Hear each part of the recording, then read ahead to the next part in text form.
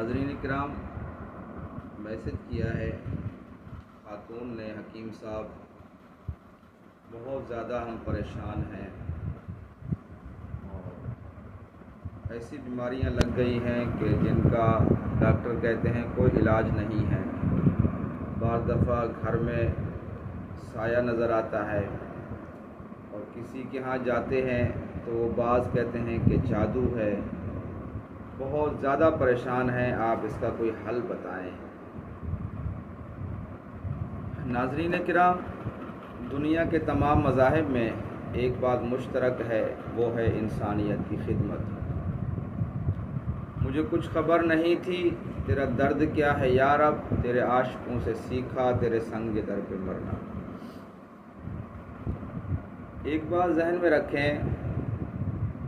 شریعت کے اندر صدقے کی بڑی اہمیت ہے، اور خاص کر اس وقت جب لا علاج مرض پیدا ہو جائیں اور جنات، جادو، گھر میں ٹینشن اور موت کا خوف ہو، تو اس وقت صدقہ دینے میں دیر نہیں کرنی چاہیے، کیونکہ آپ صلی اللہ علیہ وسلم کا ارشاد ہے، جس حدیث کا مفہوم ہے کہ جب مصیبت آتی ہے اور ادھر سے صدقہ دیا جاتا ہے تو مصیبت کے درمیان میں صدقہ ایک دیوار بن جاتا ہے، اس کو آنے نہیں دیتا یہاں تک کہ وہ مصیبت ختم ہو جاتی ہے۔ لیکن ایک بات ذہن میں رکھیں کہ جس طرح ہم اپنے لیے اچھی چیز پسند کرتے ہیں تو ہمیں غریبوں کے لیے بھی اچھی چیز پسند کرنی چاہیے، کیونکہ غریب جو ہیں وہ بھی اللہ کی مخلوق ہیں، ان کو بھی اللہ نے پیدا کیا ہے۔ ہم اپنے لیے تو اچھے بکرے کا گوشت کھائیں اور غریبوں کے لیے مرغل اور ایسے بکرے کا یا ایسے جانور کا گوشت ان کو دیں، تو یہ سراسر ناانصافی ہے۔ ایک بہت بڑے بزرگ ہیں ابو عباس رحمۃ اللہ تعالی علیہ، انہوں نے ایک صدقے کا طریقہ بتایا ہے جو میں آپ کو عرض کر دیتا ہوں، آپ کریں، کیونکہ عملیات کی جو فیلڈ ہے یہ ایک الگ تھلگ ہے۔ اس کے لیے یہ کریں کہ ایک صحیح سالم بکرا لیں اور جس کے سارے اعضاء ٹھیک ہوں، کان، آنکھیں، پاؤں اور سینگ وغیرہ سارے ٹھیک ہوں،